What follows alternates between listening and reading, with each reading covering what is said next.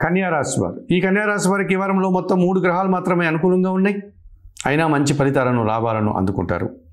ద్వితీయంలో బుధ సంచారం వల్ల మీ మాటకు విలువ పెరుగుతుంది. వ్యాపారాభివృద్ధి అనుకూలంగా ఉంటుంది. వృత్తి, ఉద్యోగ, వ్యాపారాల్లో సజావుగా ముందుకు సాగుతారు. షష్టంలో రాహు సంచారం వల్ల గట్టి పోటీని ఎదుర్కొంటారు. ధైర్యంగా చాలా పనులు పూర్తి చేస్తారు. నూతన వ్యాపారాలు, నూతన ఉద్యోగాలకు అనుకూలత ఉంది. విదేశీ వ్యవహారాలు కూడా సానుకూలంగా ముందుకు సాగుతాయి. లాభంలో శుక్ర సంచారం వల్ల స్త్రీజన సహకారంతో ఒక కార్యక్రమాన్ని దిగ్విజయంగా పూర్తి చేసి మంచి లాభాలను, అవకాశాలను, ఆదాయాన్ని అందుకుంటారు.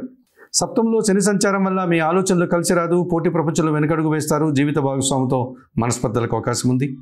వ్యయములో రవి సంచరిస్తున్నాడు. తండ్రితో మనస్పర్ధలు, అధికారులతో అభిప్రాయ భేదాలు, ఖర్చులు ఈ వారంలో ఇబ్బంది పెట్టే సూచన కనిపిస్తుంది.